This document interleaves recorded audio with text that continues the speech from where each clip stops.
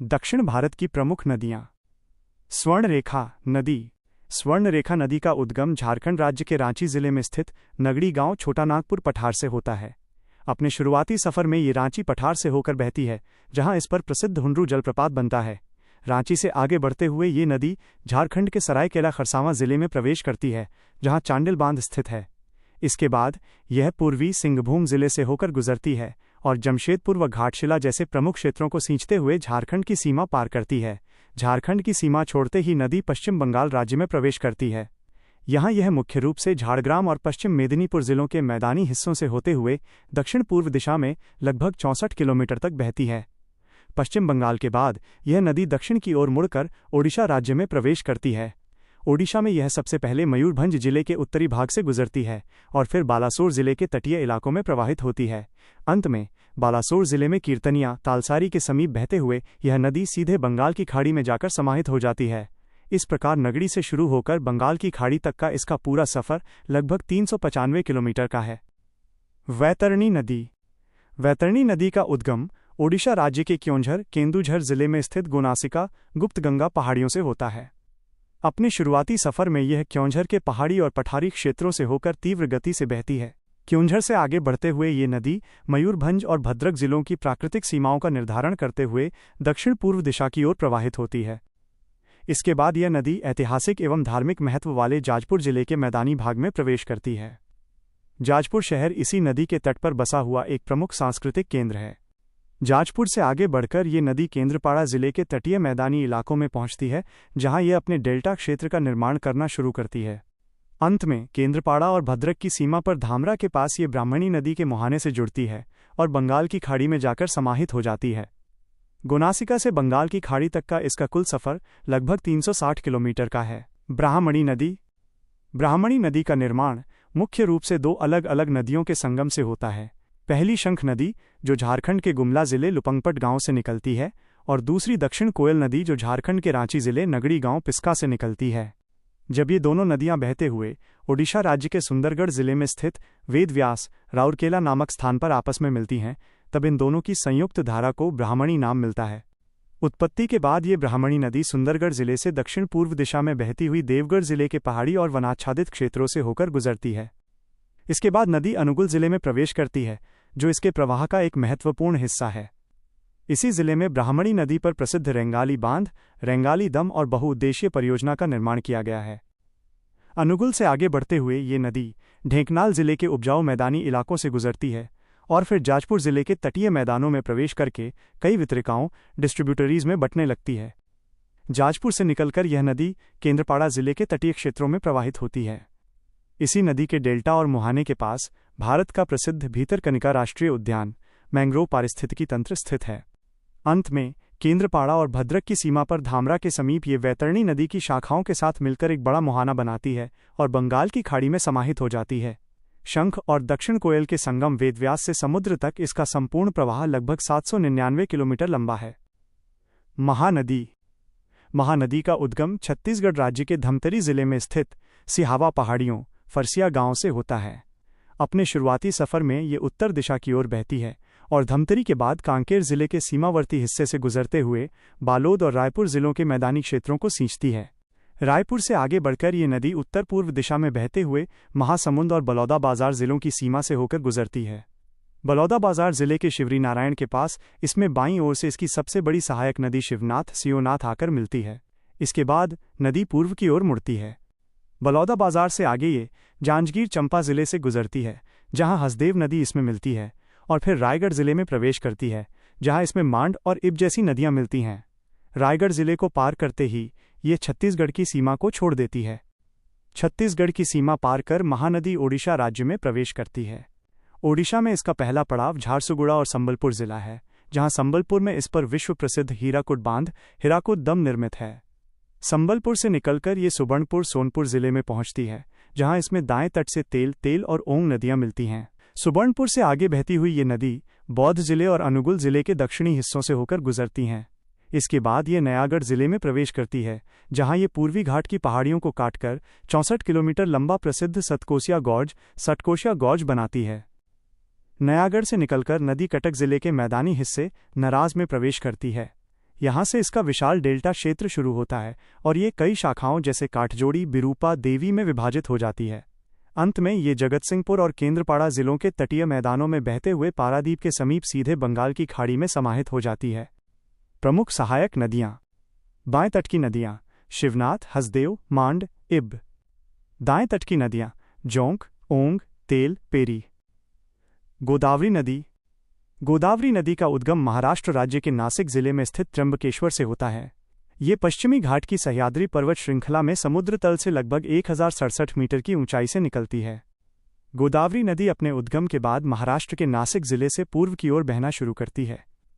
इसके बाद ये अहमदनगर, छत्रपति संभाजीनगर, औरंगाबाद, जालना, बीड, परभणी और नांदेड़ जिलों से क्रमवार प्रवाहित होती है। महाराष्ट्र की सीमा पार करके यह तेलंगाना राज्य के निजामाबाद जिले कंदकुर्ती में प्रवेश करती है। इसके बाद ये निर्मल, जगतियाल, मंचिरियाल, पेद्दापल्ली, जयशंकर भूपालपल्ली और भद्राद्री कोठागुडेम जिलों से होकर गुजरती है। तेलंगाना से आगे बढ़ते हुए ये नदी छत्तीसगढ़, बीजापुर, सुकमा और ओडिशा मलकानगिरी के सीमावर्ती क्षेत्रों को स्पर्श करती है। यहाँ ये पूर्वी घाट की पहाड़ियों के समीप से गुजरते हुए दक्षिण पूर्व दिशा में आगे बढ़ती है। इसके बाद गोदावरी आंध्र प्रदेश राज्य में प्रवेश करती है और अल्लूरी सीताराम राजू जिले में पापी पहाड़ियों के बीच से बहती है। फिर ये पूर्वी गोदावरी और एलुरु जिलों से होते हुए राजमहेंद्रवरम, राजमुंद्री के मैदानी भाग में पहुंचती है। अंतिम चरण में यह नदी डॉक्टर बी.आर. अंबेडकर, कोनसीमा और काकीनाडा जिलों के तटीय क्षेत्रों में कई शाखाओं, मुख्यतः गौतमी और वशिष्ठ में विभाजित हो जाती है। अंततः यह आंध्र प्रदेश के अंतर्वादी और यनम के पास बंगाल की खाड़ी में गिरकर अपना मुहाना बनाती है। उत्तर दिशा से आकर मिलने वाली बाएं तट की प्रमुख सहायक नदियाँ पूर्णा, पेनगंगा, वैनगंगा, वर्धा। वैनगंगा और वर्धा मिलकर प्राणहिता बनाती हैं, इंद्रावती और सबरी हैं। इनमें प्राणहिता गोदावरी की सबसे बड़ी सहायक नदी है। दक्षिण दिशा से आकर मिलने वाली दाएं तट की प्रमुख सहायक नदियाँ प्रवरा, मंजीरा, मांजरा और मानेर हैं। इनमें मंजीरा नदी दाएं तट से मिलने वाली सबसे लंबी सहायक नदी है। कृष्णा नदी। कृष्णा नदी दक्षिण मध्य भारत की एक प्रमुख और प्रायद्वीपीय भारत की दूसरी सबसे बड़ी नदी है। यह नदी जल संसाधन, बिजली उत्पादन और कृषि सिंचाई के दृष्टिकोण से अत्यधिक महत्वपूर्ण मानी जाती है। इस विशाल नदी का उद्गम महाराष्ट्र राज्य के सतारा जिले में स्थित पश्चिमी घाट, सह्याद्री पर्वत श्रृंखला के महाबलेश्वर के निकट एक प्राकृतिक झरने से होता है। अपने उद्गम स्थल से निकलने के बाद ये नदी पूर्व की ओर प्रवाहित होते हुए मुख्य रूप से भारत के 4 राज्यों महाराष्ट्र, कर्नाटक, तेलंगाना और आंध्र प्रदेश से होकर गुजरती है। महाराष्ट्र के सतारा, सांगली और कोल्हापुर जिलों से बहते हुए ये नदी कर्नाटक राज्य में प्रवेश करती है, जहां ये बेलगावी, बागलकोट, विजयपुर, यादगीर और रायचूर जिलों से होकर गुजरती है। कर्नाटक के बाद ये तेलंगाना में प्रवेश करती है और महबूबनगर, वानपर्थी, नागर कुर्नूल, नलगोंडा और सूर्यापेट जिलों से बहते हुए आंध्र प्रदेश की सीमा बनाती है। इसके बाद यह आंध्र प्रदेश के पालनाडु, गुंटूर, एनटीआर, विजयवाड़ा और कृष्णा जिलों से होकर गुजरती है, जहां ये एक विशाल और उपजाऊ डेल्टा का निर्माण करती है। लगभग 1400 किलोमीटर की लंबी यात्रा तय करने के बाद ये नदी आंध्र प्रदेश के कृष्णा जिले में हंसाला देवी नामक स्थान के पास बंगाल की खाड़ी में जाकर विलीन हो जाती है। कृष्णा नदी के जलमार्ग को समृद्ध बनाने में इसकी कई सहायक नदियां महत्वपूर्ण भूमिका निभाती हैं, जिन्हें बाएं और दाएं तट की सहायक नदियों में विभाजित किया जाता है। इसके बाएं तट उत्तर से मिलने वाली मुख्य सहायक नदियों में भीमा सबसे लंबी, मूसी, मुनेरू, पालेरू और डिंडी नदियां शामिल हैं। इसके दाएं तट दक्षिण से मिलने वाली प्रमुख सहायक नदियों में तुंगभद्रा, जल आयतन में सबसे बड़ी, कोयना, घाटप्रभा, मालप्रभा, पंचगंगा और दूधगंगा नदियां शामिल हैं। पेन्नार नदी। पेन्नार नदी उत्तर पिनाकिनी दक्षिण भारत की एक प्रमुख प्रायद्वीपीय नदी है, जो कर्नाटक और आंध्र प्रदेश के शुष्क क्षेत्रों में जल संसाधन का मुख्य आधार है। इस नदी का उद्गम कर्नाटक राज्य के चिकबल्लापुर जिले में स्थित प्रसिद्ध नंदी पहाड़ियों की चन्ना केशव पहाड़ियों से होता है, जहां ये समुद्र तल से लगभग 1100 मीटर की ऊंचाई से निकलती है। उद्गम के पश्चात ये नदी सबसे पहले कर्नाटक के चिकबल्लापुर जिले से उत्तर की ओर बहती है और फिर कोलार तथा तुमकुरू जिलों के जलग्रहण क्षेत्रों से गुजरते हुए आगे बढ़ती है। कर्नाटक की सीमा पार करके ये नदी आंध्र प्रदेश में प्रवेश करती है, जहां इसका पहला प्रवेश नए गठित श्री सत्य साई जिले के अंतर्गत आने वाले हिंदूपुर क्षेत्र में होता है। इसके बाद यह नदी आंध्र प्रदेश के अनंतपुर जिले से होकर बहती है और ताड़ीपत्री क्षेत्र की शुष्क भूमि को सिंचित करते हुए आगे का सफर तय करती है। आगे बढ़ते हुए ये वाईएसआर कड़पा जिले में प्रवेश करती है, जहां इसके द्वारा बनाई गई प्रसिद्ध गंडीकोटा घाटी, गंडीकोटा गॉर्ज, इसे एक विशिष्ट भौगोलिक पहचान देती है। कड़पा के बाद ये नदी पूर्वी घाट को पार करते हुए एसपीएसआर नेल्लूर जिले में पहुंचती है और ऐतिहासिक नेल्लूर शहर से बहते हुए तटीय मैदानी भाग में प्रवेश करती है। लगभग 597 किलोमीटर की दूरी तय करने के बाद यह नदी आंध्र प्रदेश के नेल्लूर जिले में स्थित उतुकुरु गांव के पास बंगाल की खाड़ी में विलीन हो जाती है। पेन्नार नदी के बाएं तट उत्तर से मिलने वाली प्रमुख सहायक नदियों में कुंदेरू, सगिलेरू और जयमंगली शामिल हैं, जो उत्तर दिशा से जल लाकर इसमें मिलाती हैं। इसके दाएं तट दक्षिण से मिलने वाली मुख्य सहायक नदियों में चित्रावती, पापाग्नि और चेयेरू नदियां हैं, जो इसके प्रवाह क्षेत्र को व्यापक बनाती हैं। कावेरी नदी। कावेरी नदी का उद्गम कर्नाटक राज्य के कोडगु, कुर्ग जिले में स्थित पश्चिमी घाट की ब्रह्मगिरी पहाड़ियों के तालकावेरी नामक स्थान से होता है। उद्गम के बाद यह नदी कर्नाटक के कोडगु, मैसूर, मांड्या, चामराजनगर और रामनगर जिलों से होकर पूर्व की ओर प्रवाहित होती है। कर्नाटक और तमिलनाडु की सीमा पर होगेनक्कल जलप्रपात बनाते हुए ये नदी तमिलनाडु राज्य में प्रवेश करती है। तमिलनाडु में ये धर्मपुरी, सेलम, ईरोड, नामक्कल, करूर, तिरुचिरापल्ली और तंजावुर जिलों से बहते हुए आगे बढ़ती है। अंत में ये मयिलादुतुरै, पूर्व में नागपट्टिनम का भाग, जिले के पूमपुहार, कावेरीपट्टिनम के पास बंगाल की खाड़ी में गिरकर समाप्त हो जाती है। इसके बाएं तट से मिलने वाली प्रमुख सहायक नदियां हेमावती, शिमला, अर्कावती और हरंगी हैं। इसके दाएं तट से मिलने वाली प्रमुख सहायक नदियां लक्ष्मणतीर्थ, काबिनी, भवानी, नोय्यल और अमरावती सबसे लंबी हैं। वैगई नदी। वैगई नदी का उद्गम तमिलनाडु राज्य के थेनी जिले में स्थित पश्चिमी घाट की वरुशनाडु पहाड़ियों वरुसनाडु हिल्स से होता है। उद्गम के बाद यह नदी तमिलनाडु के थेनी, डिंडिगुल, मदुरै, शिवगंगा और रामनाथपुरम जिलों से होकर पूर्व और दक्षिण पूर्व दिशा की ओर प्रवाहित होती हैं। प्राचीन ऐतिहासिक एवं सांस्कृतिक शहर मदुरै इसी वैगई नदी के तट पर स्थित है। अंत में यह नदी रामनाथपुरम जिले के पूमपट्टिनम उच्छीपुली के पास पाक जलडमरू मध्य पाक स्ट्रेट यानी पाक की खाड़ी में गिरकर समाप्त हो जाती हैं। इसकी प्रमुख सहायक नदियों में सुरुली, सुरुलियर, मुल्लैयार, वराह नदी, वराहनाडी, मंजलार और ऊपर शामिल हैं। नागावली नदी। नागावली नदी का सटीक उद्गम ओडिशा राज्य के कालाहांडी जिले में स्थित थुआमूल रामपुर ब्लॉक के लाखबहल गांव पूर्वी घाट की पहाड़ियों से लगभग 1300 मीटर की ऊंचाई से होता है। कलाहांडी जिले से निकलकर ये नदी ओडिशा के कलाहांडी जिले के पहाड़ी व जंगलों वाले क्षेत्रों से बहते हुए दक्षिण पूर्व दिशा की ओर आगे बढ़ती है। इसके बाद नदी ओडिशा के रायगढ़ जिले में प्रवेश करती है। यहाँ इसके पास झांझावती जैसी सहायक नदियां आकर मिलती हैं और ये रायगढ़ शहर के समीप से होकर बहती है। ओडिशा की सीमा पार कर यह आंध्र प्रदेश के पार्वतीपुरम मान्यम, विजयनगरम जिले में प्रवेश करती है, जहाँ इस पर प्रसिद्ध थोटापल्ली बैराज सिंचाई हेतु और इसकी सहायक नदी पर भारत का पहला झांझावती रबर डैम स्थित है।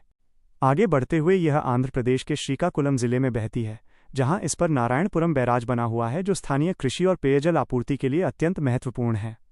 अंत में यह नदी आंध्र प्रदेश के श्रीकाकुलम जिले में स्थित कल्लेपल्ली गांव के पास अपनी लगभग 256 किलोमीटर की कुल यात्रा पूरी करते हुए सीधे बंगाल की खाड़ी में जाकर विलीन हो जाती है। वंशधारा नदी। वंशधारा नदी पूर्वी भारत की एक प्रमुख अंतर्राज्यीय नदी है। यह नदी मुख्य रूप से ओडिशा और आंध्र प्रदेश राज्यों के बीच बहती है। इस नदी का उद्गम ओडिशा राज्य के कलाहांडी जिले से होता है। यह पूर्वी घाट की पहाड़ियों में समुद्र तल से लगभग 400 मीटर की ऊंचाई पर स्थित है। उद्गम के बाद ये जलधारा दक्षिण और दक्षिण पूर्व दिशा की ओर बढ़ती है। ये ओडिशा के रायगढ़ और गजपति जिलों के पर्वतीय क्षेत्रों से होकर गुजरती है। ओडिशा राज्य में ये नदी लगभग 154 किलोमीटर का सफर तय करती है। इस दौरान कई छोटी छोटी पहाड़ी नदियां और नाले इसमें आकर मिलते हैं। गजपति जिले को पार करने के बाद ये एक दिलचस्प मोड़ लेती है। यह लगभग 18 किलोमीटर तक ओडिशा और आंध्र प्रदेश की प्राकृतिक सीमा बनाती है। सीमा क्षेत्र को पार करते ही यह नदी आंध्र प्रदेश में प्रवेश कर जाती है। यहाँ यह श्रीकाकुलम जिले के मैदानी इलाकों से होकर प्रवाहित होती है। आंध्र प्रदेश के मैदानी भागों में यह लगभग 82 किलोमीटर तक बहती है। यह पूरे क्षेत्र में कृषि, सिंचाई और पेयजल का एक मुख्य स्रोत बनती है। अपनी लगभग 254 किलोमीटर की कुल लंबाई पूरी करने के बाद ये मुहाने तक पहुंचती है। ये श्रीकाकुलम जिले के ऐतिहासिक तटीय शहर कलिंगपट्टनम के पास पहुंच जाती है। अंततः कलिंगपट्टनम के तट पर यह नदी बंगाल की खाड़ी में विलीन हो जाती है। इसी स्थान पर वंशधारा नदी का पूरा प्रवाह क्रम समाप्त होता है। पेरियार नदी। पेरियार नदी दक्षिण भारत के केरल राज्य की सबसे लंबी नदी है, जिसे केरल की जीवन रेखा भी कहा जाता है। ये मुख्य रूप से केरल राज्य के इडुक्की जिले में स्थित पेरियार टाइगर रिजर्व की शिवागिरी पहाड़ियों से निकलती है। उद्गम के बाद यह नदी इडुक्की जिले के घने जंगलों और पर्वतीय क्षेत्रों से होकर बहती है। इसी जिले में नदी के शुरुआती प्रवाह पर प्रसिद्ध मुल्ला पेरियार बांध और इडुक्की बांध स्थित हैं। इडुक्की की पहाड़ियों से उतरकर यह नदी एर्नाकुलम जिले के मैदानी इलाकों में प्रवेश करती है। एर्नाकुलम जिले में प्रवेश करते ही इस नदी पर भूतथंकट्टू बैराज का निर्माण किया गया है।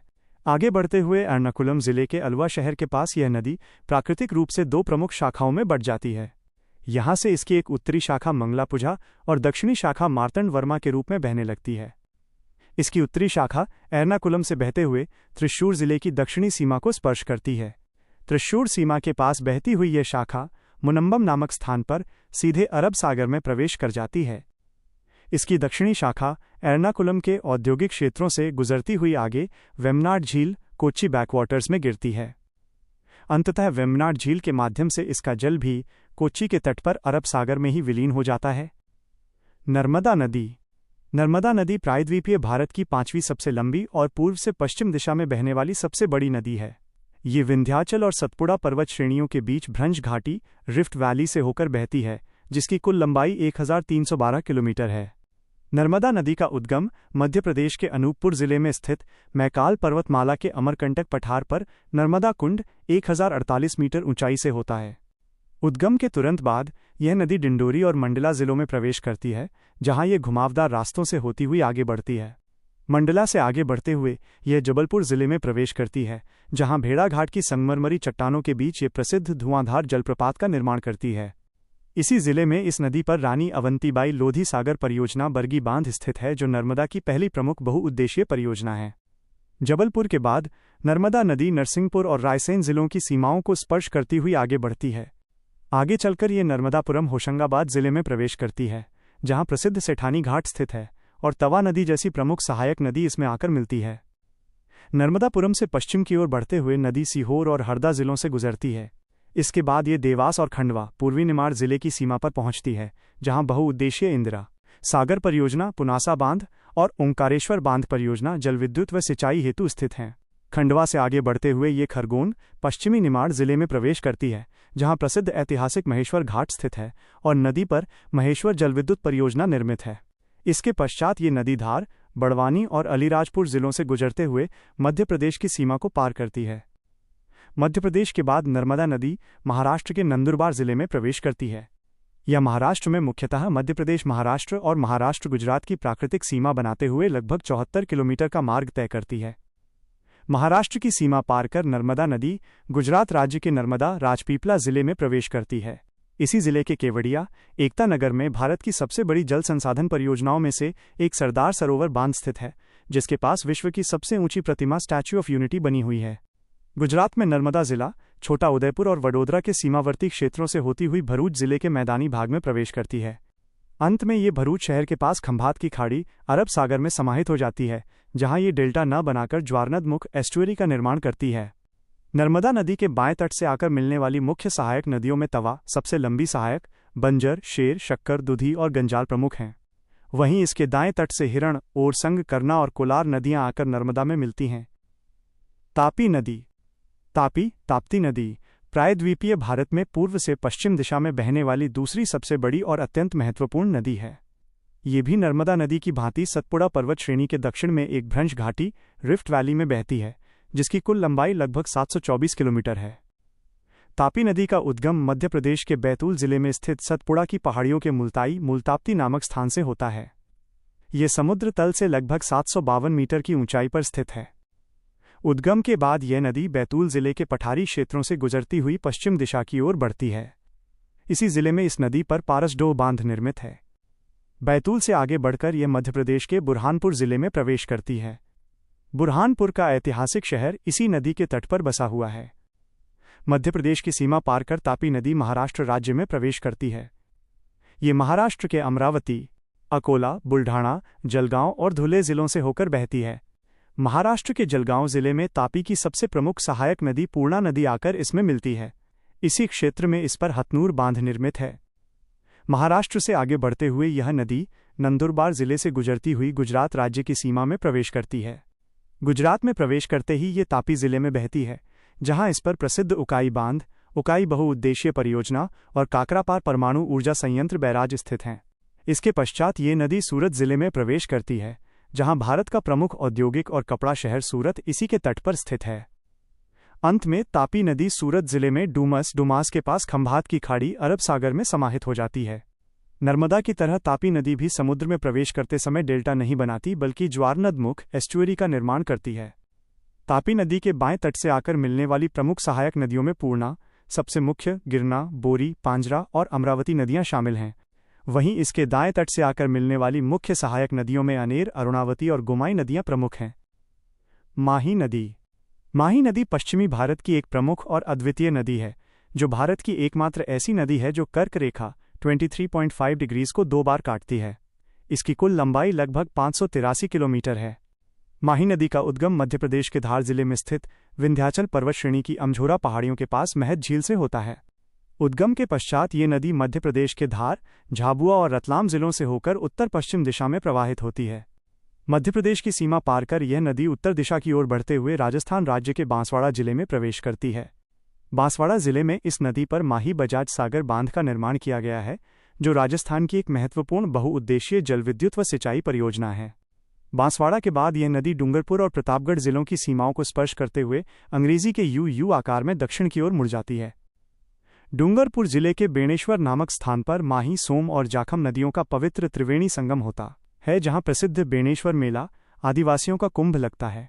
राजस्थान में अंग्रेजी के यू आकार में मुड़ने के पश्चात ये नदी दक्षिण दिशा की ओर बहते हुए गुजरात राज्य के महिसागर जिले में प्रवेश करती है। गुजरात के महिसागर जिले में इस नदी पर प्रसिद्ध कड़ाणा बांध, कडाना दम निर्मित है, जो बाढ़ नियंत्रण और सिंचाई की दृष्टि से अत्यंत महत्वपूर्ण है। इसके पश्चात ये नदी गुजरात के पंचमहल, आनंद और वडोदरा जिलों के मैदानी भागों से होकर आगे बढ़ती है। खेड़ा जिले के वनाकबोरी नामक स्थान पर इस पर वनाकबोरी बैराज, वनाकबोरी वीर का निर्माण किया गया है। अंत में माही नदी आनंद जिले के पास खंभात की खाड़ी, अरब सागर में समाहित हो जाती है। अन्य प्रमुख पश्चिमी नदियों की तरह माही नदी भी समुद्र में प्रवेश करते समय डेल्टा के बजाय ज्वारनदमुख एस्चुअरी का निर्माण करती है। माही नदी के बाएं तट से आकर मिलने वाली प्रमुख सहायक नदियों में अनास और पानम नदियां शामिल हैं। वहीं इसके दाएं तट से आकर मिलने वाली मुख्य सहायक नदियों में सोम, जाखम और चाप नदियां प्रमुख हैं।